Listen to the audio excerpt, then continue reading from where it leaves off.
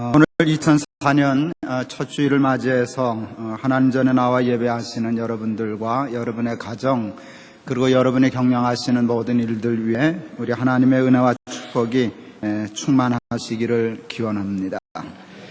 우리는 작년부터 하나님의 식탁에 올려드릴 하나님이 기뻐하시는 메뉴를 매주일마다 함께 생각하며 예배를 드리고 있습니다. 2004년 오늘이 첫 주일인데 첫 주일 하나님의 식탁에 올려드릴 메뉴를 무엇 할까 하는 생각을 깊이 하다가 뚱해 보이지만 말라기 3장의 말씀을 중심으로 실조를 설교하기로 생각했습니다. 실조 설교는 참 부담스러운 설교입니다. 또 세련된 설교가 되기 어렵고 잘못하면 무식하고 기복적인 설교로 매도당하기 쉽기 때문입니다. 저는 많이 고민하고 많이 생각하다가 2004년 첫 주일 메뉴로 실조를 정하였습니다.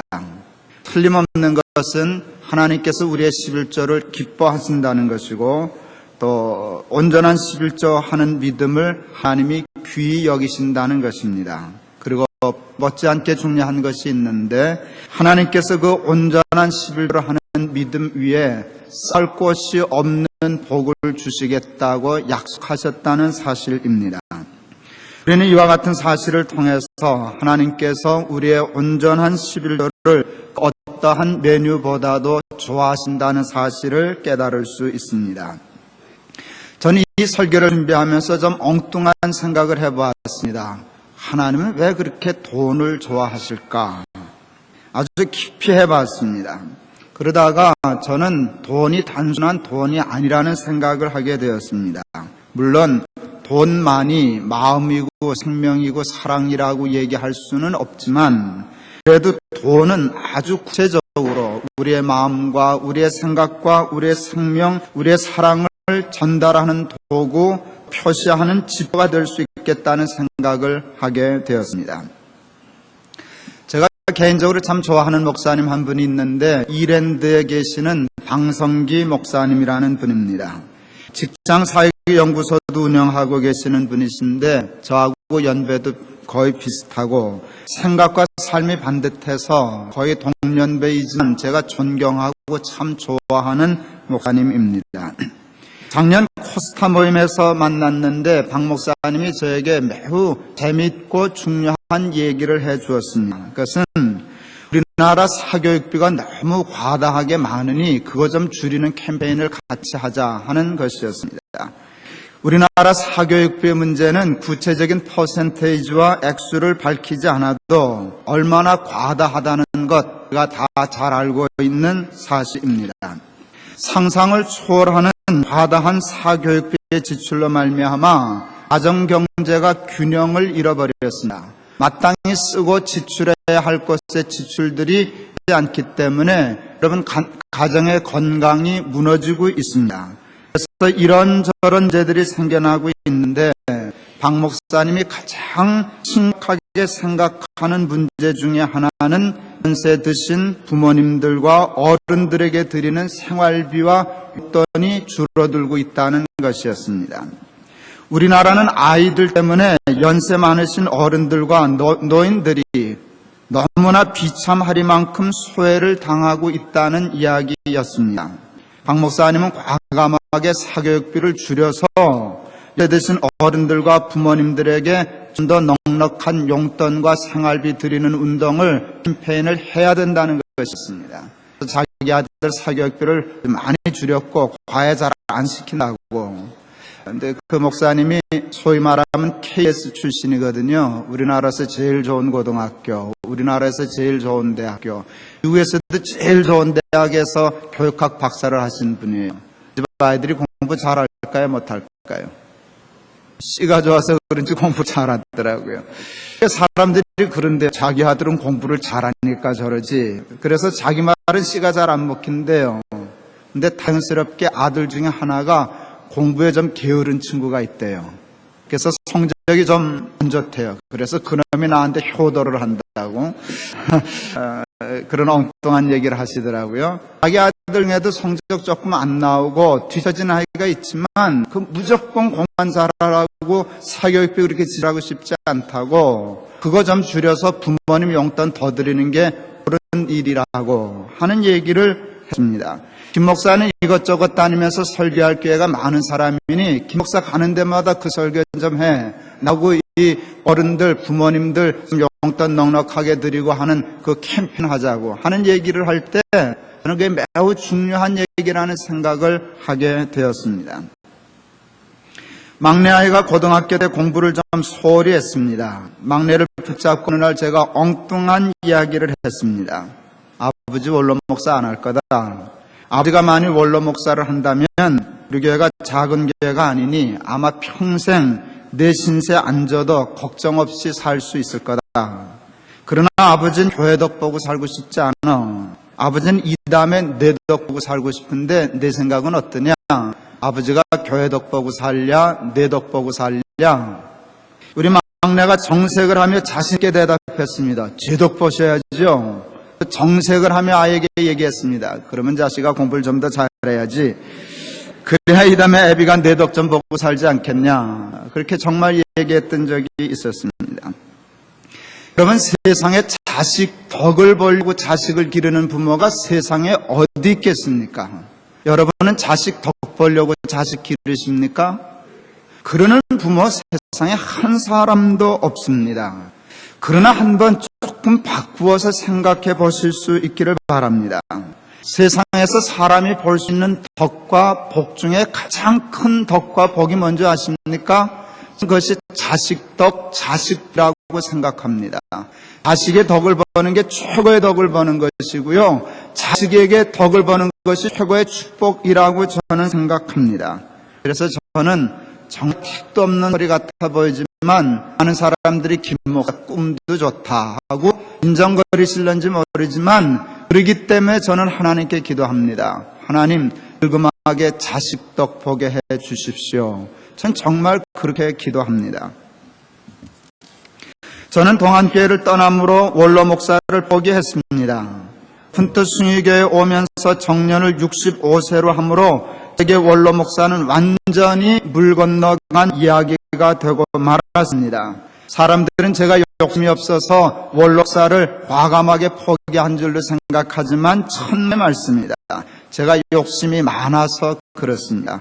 보다 좋은, 비교도 되지 않게 좋은 조건을 하나님으로부터 보장받고 싶어서였습니다. 그것은 제가 교회도 보고 사는 사람이 아니라 자식을 보고 사는 사람이 되고 싶어서였습니다. 저는 연금을 자식에게 받으면 좋겠어요. 여러분 생각은 어떠십니까? 저는 제 세 아이들이 늙은 저희 부부에게 매달 용돈과 생활비를 기쁜 마음으로 줄 수 있는 마음과 마음대로 줄 수 있는 경제적인 여유가 있었으면 좋겠고, 저희 늙은 부모를 자기 자식 못지않게 사랑하고 아끼는 마음이 있었으면 좋겠습니다. 세상이 크게 뒤바뀌지 않는다면, 제게 커다란 변화가 생기지 않는다면 하나님께서 그냥 지금보다 더 말고 지금만큼만 같은 수준의 삶을 계속 살게 해주신다면 저는 상식적으로 늙어서 아이들에게 전혀 신뢰를 지지 않아도 노후 걱정 별로 하지 않아도 될 것 같습니다.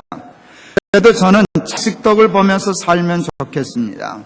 제 연금으로 사는 것보다, 능력으로 사는 것보다, 내가 책을 써서 인쇄 없는 것으로 사는 것보다 정말 하나님이 축복해 주셔서 자식들 때문에 살 수 있었으면 정말 좋겠습니다. 하나님께서 제 자식들을 나름대로 크게 부족함이 없이 키울 수 있는 능력을 하나님이 제게 주셨습니다. 전 그게 얼마나 감사한지 모릅니다. 제가 자식을 크게 부족함 없이 기를 수 있었다는 것에 대해서 하나님께 늘 감사하고 있습니다. 그것과 똑같이 하나님께서 제 자식들에게 복을 주시기를 원하는데, 그것은 이 다음에 자기 자녀들은 물론이요, 저희 부모까지 넉넉하게 봉양할 수 있는 능력을 자식들에게 주셨으면 좋겠습니다. 저는 딸이 없습니다. 아들만 셋입니다. 그래서 생각했어요. 우리 아들에게 나만 부모가 아니잖아요. 이제 장인 장모도 생겼잖아요. 그러니까 하나님 우리 아들 넉넉하게 해주시사 우리 부모도 섬기게 하시고 자기 장인 장모도 책임지고 똑같이 하고도 살 수 있는 넉넉한 복을 주시옵소서. 이게 제 기도입니다. 그리고 그와 같은 일도 구체적인 믿음을 가지고 날마다 하나님 앞에 기도하면 하나님이 반드시 그렇게 살 수 있는 넉넉한 삶의 여유와 축복을 주시리라 저는 믿습니다. 저뿐만 아니라 우리 높은 뜻 순위교회 모든 어른들과 부모님들 그리고 세상의 모든 부모님들이 자식 복을 보며 자식들 때문에 늙음하게 호강하며 행복하고 복된 삶을 살았으면 좋겠습니다. 장성기 목사님의 말씀과 걱정과 같이 자식에게는 해가 되도록 투자하고 요즘 애들 얼마나 불쌍합니까?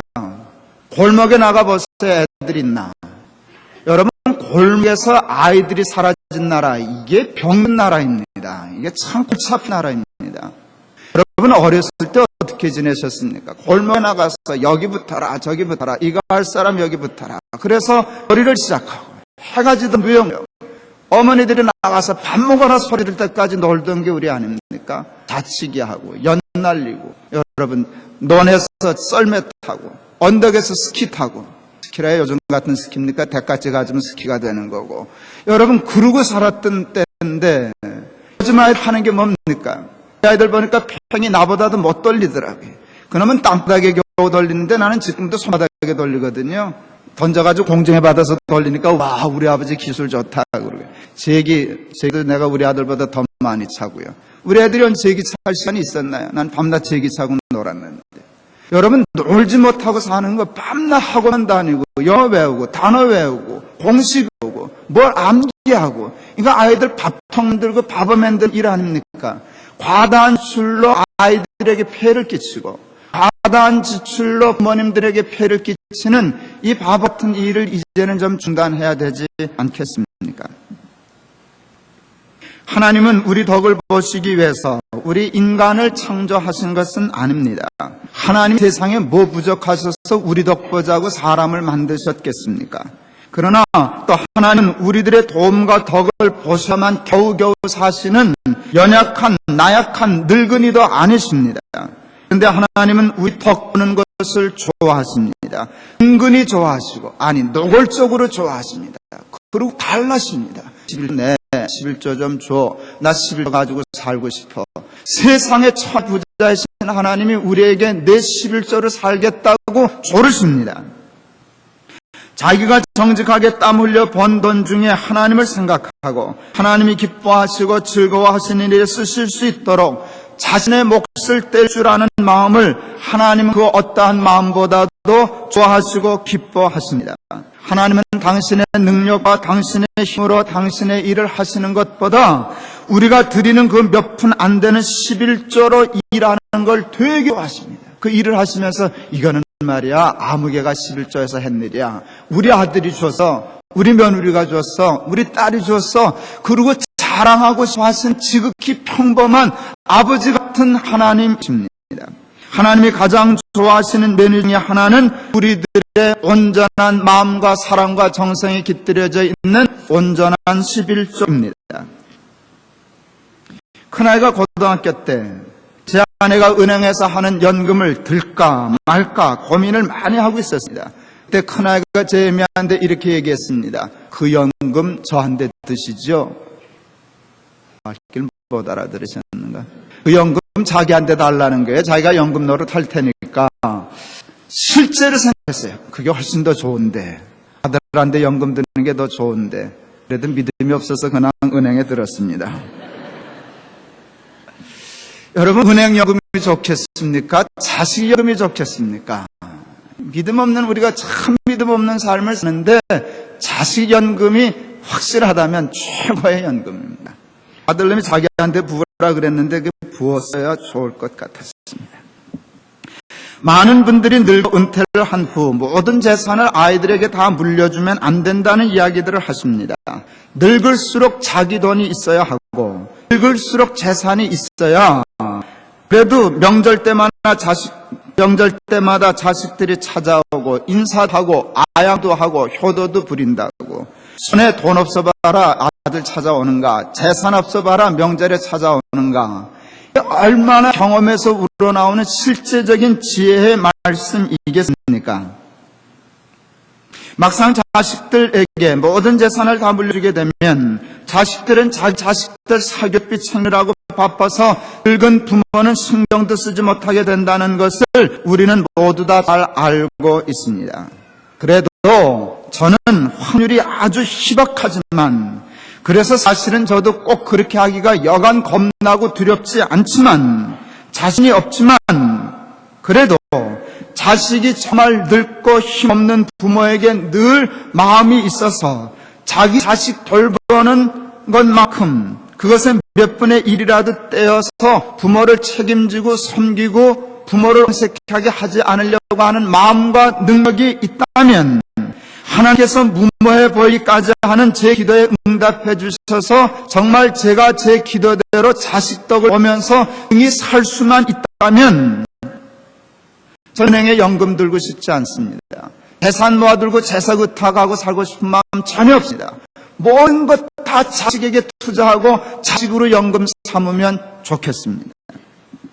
저는 오늘 이 설교를 준비하기 위하여 말라기 3장을 다시 읽으며 뜬금없이 그와 같은 하나님의 마음을 읽을 수 있었습니다. 천하 없어 10분의 1은 하나님의 것이라고, 하나님께 드려야만 한다고, 아낌없이 소득의 온전한 11조를 떼는 자에게 하나님은 자신의 모든 것을 쏟아 부어 축복해 주시기를 원하고 계십니다. 본문 말라기 3장 10절 이하의 말씀이 바로 그 말씀입니다.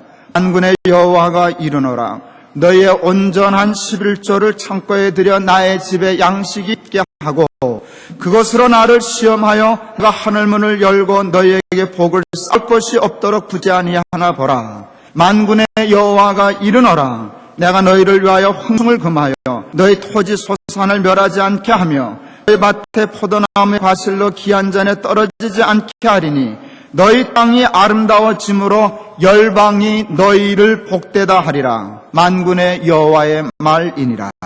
여러분, 그 말씀 간단해요. 넌 내 생각하고 부모 공양하는 마음으로 만사가 급해도 넌 부모님 거야, 우리 하나님 거야, 하나님 공양하는 거야, 그런 마음으로 나 섬긴다면 나 있는 것으로 다 써 너한테 줄 거다. 너 복 받을 거다. 그렇게 말씀하시는 것입니다. 여러분이라면 부모 생각하고 돈 없어도 부모 몫은 떼고 써야 한다고 생각하는 자식에게 모든 것을 쏟아 부어주시고 싶은 마음이 없으십니까? 저는 있습니다. 우리는 쏟아 부어주고 싶어도 가진 것이 없어서 또는 능력이 없어서 못 줄 수 있지만 우리 하나님은 그런 분은 아니시지 않겠습니까? 저는 이런 설교할 때마다 늘 구체적으로 생각하려고 그래요. 내가 자식이 정말 나한테 그렇게 한다라고 하면 매달 어느 정도의 수입이 있어야 그렇게 살 수 있을까? 우리 큰아들 지금 공군 소인데요. 평균 한 달에 한 100만 원 월급 받는데요. 그래갖고 놀아먹자 그러긴 택도 없겠죠. 아직은 100만 원 월급 타는 가지고서는 그건 마음이 있어도 못한다 생각했어요. 얼마쯤 되면 될까? 여러분 한번 계산해 보세요. 여러분, 그렇게 살려면 아이가 넉넉해야 돼요. 세상적으로도 넉넉해야 돼요. 난 내 양심에 아들이니까 너 나한테 잘해. 우리 사돈댁은 딸만 셋이에요. 우리 사돈댁은 딸만 셋이에요. 우리는 아들만 셋이에요. 아들만 셋 있는 집은 아들만 자식하고 나한테 잘하라고 그렇게 하면 그 딸만 있는 집 부모는 못하겠어요. 내가 공평하다고 생각했어요. 나한테 주는 것만큼 너희 장인 장모에게도 드려야지. 우와, 그렇게 하면 돈도 많이 벌어야 되겠다. 여러분, 그 생각이 들었어요. 그러니까 하나님 앞에 저는 이렇게 계산하고 기도하는 거예요. 나는 제가 자식 덕 보고 살려면 우리 아이가 복을 받아야 되겠습니다. 아무리 마음이 있어도 저 소유월 받아가지고는 저거 못합니다. 200만 원 가지고도 좀 힘들겠는데요. 어느 정도는 돼야 되겠는데 그게 해요. 근데 그걸 뒤집어 생각해 보세요. 하나님이 그 생각을 하고 계시더라고요. 그거 하고 나를 봉양하고 사람 보시고 살려면 내가 복을 받아야 되겠다. 너 그러니까 그렇게 산다면 내가 복 줄 거야. 나는 바라는 것이지만 하나님은 직접 주실 수 있는 거 아닙니까? 그게 그 뜻입니다. 하나님께 온전한 11조하고 부모에게 도리 다하고 살려면 내가 복받고 넉넉해야 돼. 그건 내가 병할 거야. 시험아. 그게 이 성경의 말씀입니다. 그러니까 11조하면 복받는다는 원리가 거기에 있는 듯 싶습니다. 저는 지난주 설 중에 엘리사의 기름병이라는 표현을 썼습니다. 이 시대에도 엘리사의 기름병은 있습니다. 써도 써 떨어지지 않는 엘리사의 기름병이 있는데 그것이 11조를 통하여 시작된다고 저는 믿습니다. 하나님은 우리들이 어리석어서 온전한 11조 생활을 하지 못하므로 하나님이 약속하신 복을 받지 못하는 사람들을 향하여 이렇게까지 말씀하십니다. 너희 곧 온 나라가 나의 것을 도적질했으므로 너희가 저주를 받았느니라. 여러분, 저주가 딴 게 아닙니다. 그 엄청난 복을 받지 못한 것이 저주입니다. 여러분, 그 복을 받지 못하였다, 그 뜻입니다. 막내 아이가 자라면서 말을 배우는데 제일 먼저 배운 말 3가지가 있습니다. 첫째 엄마, 둘째 아빠, 셋째 100원. 우리 막내가 세 번째로 빨리 배운 말은 100원입니다. 돈 사는 애들이 어디 있겠습니까만은 막내가 100원을 그렇게 좋아했어요. 100원. 상 가려고 그래도 손 벌리면서 아빠 100원, 엄마 100원, 아빠 100원. 이게 제 말이었어요. 어느 날 어디서 생겼는지 100원짜리를 한 3개를 양손에 들고 너무 좋아가지고 애가 100원짜리 하나만 있어 좋은데 한 8개 되니까 너무 좋아가지고 애가 어쩔 줄을 몰라 해요. 보니까 조금 시술이 나더라고요, 애가. 그래가지고 딴지를 걸었죠. 정렬아, 아빠 100원만 줄래? 그랬어요. 여러분, 세상에 제가 100원에서 뭐에 쓰겠습니까? 애 코 묻은 돈 100원 뺏어서 뭐에 쓰겠습니까? 근데 그거 달라고 싶더라고요. 그 이제 2돌 같이 나서 겨우 100원 하는 놈, 100원들 1000원을 다 하는 것처럼 좋아하는 놈한테 테스트 해보고 싶은 게 있어요. 이놈이 100원을 더 좋아할까? 아버지를 더 좋아할까? 그게 있더라고요. 그래서 야, 아빠 100원만 줄래? 그러니까 이놈이 아주 심각해졌어요. 진짜로 달란 건가? 장난으로 달란 건가? 이게 2월 지난 놈이 벌써 그것부터 파악하더라고요. 진짜로 달라면 할 수 없어도 줘야 되겠고, 장난으로 그렇게 한번 버텨보자. 하긴 영하더라고요. 내 눈치로 오더라고요. 그러니 그놈이 대번 알아채더라고요. 진짜로 달라는 게 아니고 장난이구나 하는 걸 알아채더니요. 이제 은근히 응 하고서는 손을 탁 올려대더라고요. 그때 섭섭해요. 그게 그렇게 섭섭해요. 예이라 이 자식아. 내가 그래 속으로 그랬어요. 근데 여러분, 그때 정말 제가 정렬아 아빠 100원만 줄래? 그럴 때 제 왼손이 주머니에 들어가 있었어요. 바지 주머니에. 뭐 하나 쥐고 있었어요. 쥐고 있었을까요? 내가 1000원짜리 하나 쥐고 있었어요. 100원 주면 얼마 주려고요? 100원 주면 얼마 주려고요? 1000원이에 1100원이지. 그 100원 내가 해서 뭐 하겠어요? 정말이에요. 그 100원 돌려주고 1000원 주려고 그랬어요. 난 하나님이 그 마음이 아니실까 생각했어요. 물론 하나님을 우리가 100원 드리면 1000원 주시고, 우리가 100원 드리지 않으면 속 좁은 사람처럼 1000원을 감추는 그런 어른으로 비유하는 건 조금 문제가 있다 싶지만, 그래도 저는 하나님이 우리에게 11조를 요구하고 말씀하실 때마다 막내 아이를 생각합니다. 하나님이 우리 11조 받아서 뭐에 쓰신다고요? 천지 만물을 우리 11조를 아니요 말씀으로 창조하신 분이, 모든 복의 근원이 되시는 분이 우리 11조 받아서 도대체 뭐에 쓰시려고 그러신대요? 돈은 하나님의 돈이 아니에요. 마음이에요. 우리 정렬이가 그때 100원을 나에게 줬다는 뜻은 뭔가 하면 100원 마음이 아니에요. 마음이에요. 내가 100원 줬지만 100원보다는 아빠가 더 좋아. 그 마음이에요. 그 마음을 받고 싶어서 100원만 줄래? 그랬어요. 하나님은 우리에게 100원 달고 그러셔요. 근데 여러분 다, 제가 요즘 너무 거친 표현이지만 여러분 다 밥통 드리잖아요. 우리 정렬이 수준이잖아요. 하나님 눈치 보잖아요. 하나님 11조 안 내도 벼락 안 치는 거 아시잖아요. 그러니까 은근히 응 하고 손 돌려댔잖아요. 그러니까 밥통이죠.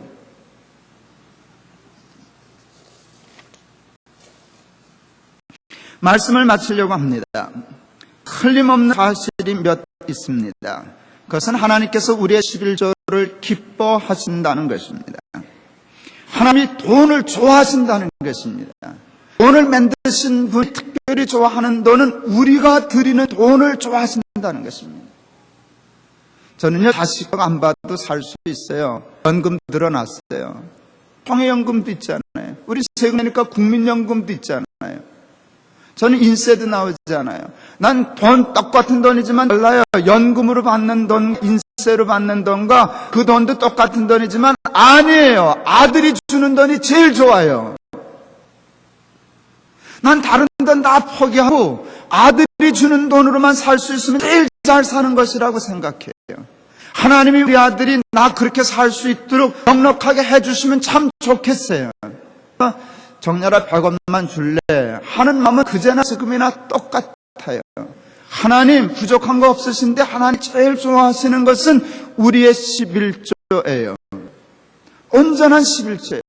그래서 하나님 어떻게 보면 참 바보 같아요. 내 11조 하도 답답해가지고 하나님 앞에 한번 아이디어를 드려서 하나님 그러지 말고요. 주고 떼시지 말고요. 떼고 주세요.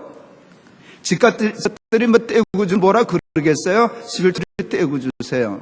근데 그게 소용없는 말이에요. 하나님이 그 떼게 준 게 아니에요. 준 가운데서 내 것이라고 생각한 가운데서 부모에게 하나님께 떼는 거 그게 필요해서 진짜 달라고 그러시지 돈이 필요하면 떼고 주시지 뭐하러 주고 떼라 그러시겠어요. 나는 연금도 좋고 인세 받는 것도 좋지만 자식이 준 돈이 제일 좋겠어요. 하나님이 여러분 주시는 돈을 제일 좋아하세요. 법회 안 얘기하기 전에 10조부터 하나님 앞에 잔치상에 올려드리는 저와 여러분들이 다 되실 수 있기를 바랍니다. 저는 말라기 3장 10절 이하의 말씀이 하나님의 말씀을 믿습니다. 요즘 보면 웃기는 사람들이 많아요.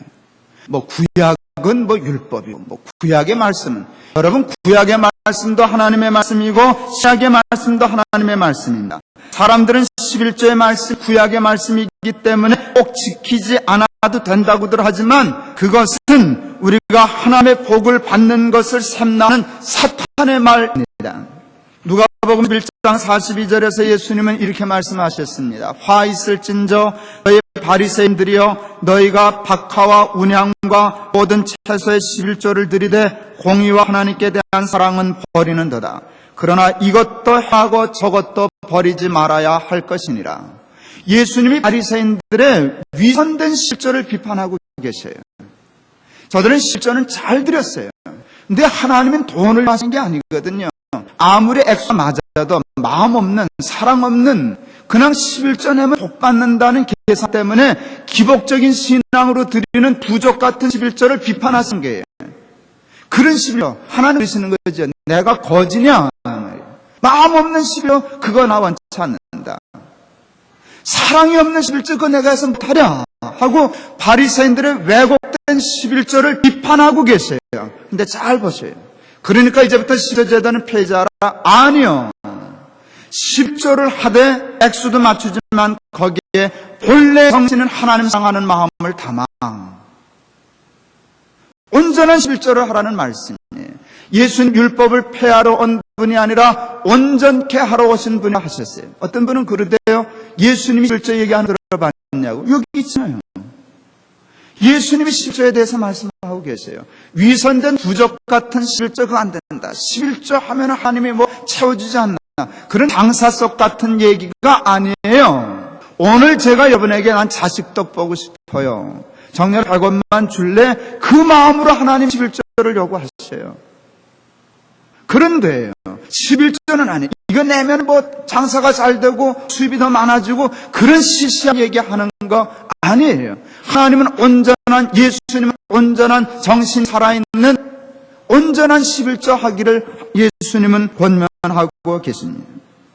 예수는 구약의 율법을 폐하러 오신 분이 아니십니다. 폐하러 오신 것이 아니라 온전케 하려 오신 것입니다. 예수님은 구약의 11조를 폐하신 적이 없어요. 이것도 행하고 저것도 버리지 말라 분명히 말씀하셨어요. 10조 안에 숨어 있어야 하는 하나님의 사랑의 진심을 가르침으로 11조를 온전케 하려 하신 것입니다. 말씀 마치렵니다. 저는 자식을 축할 능력이 없어요. 자식한테 잘하고 나뿐만 아니라 자기 처가집 부모님도 잘 섬기고 살려면 복을 받아야 되겠어요. 그래야 그 일을 할 수 있지 않겠어요. 근데 나는 하나님 그 복을 빌 뿐이지 줄 수는 없어요. 근데 하나님은 그런 마음 가지고 사는 자에게 당신이 직접 복을 주실 수 있어요. 당연히 주시죠. 내가 복을 주어야 저놈들이 나한테 할 테니까. 아무리 마음이 있어도 없으면 할 테니까. 그게 오늘 11조의 말씀인 줄을 믿습니다. 저는 사랑하는 여러분들이 하나님께 온전한 11조를 드리시는 분들이 되실 수 있기를 바랍니다. 하나님을 위한 하나님의 잔치상에 하나님이 가장 좋아하시는 온전한 11조를 올려드리는 저와 여러분들이 다 되실 수 있기를 바랍니다. 그리고 성경에 하나님이 안타까운 마음으로 약속하신 축복의 증인들이 다 되실 수 있기를 바랍니다.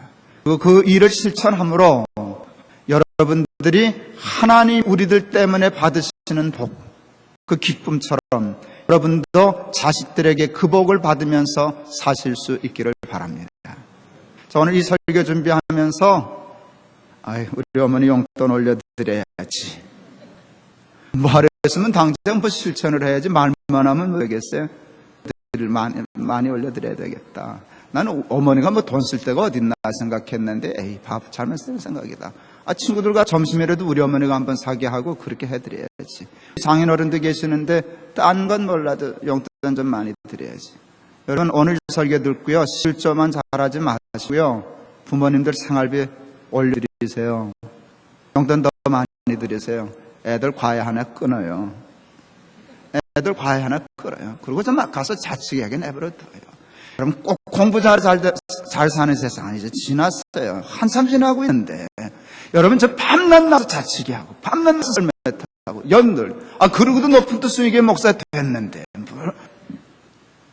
여러분 너무 애 때려잡지 말고 너무 많이 들여서 애 잡고 너무 많이 들여서 부모한테 드릴 거 없어서 부모 잡고 그 양치 바보짓 하지 말고 애 끊어가지고 부모님 용돈 많이 들으시기를 바랍니다. 우리 방성기 목사님 오늘 이 설교 들으면 아주 좋아하실 거라 생각이 듭니다. 기도하시겠습니다. 부모들이 자식 덕을 보고 사는 복을 받게 하여 주옵소서. 하나님, 우리 부모님들이 우리 덕을 보게 하여 주시옵소서.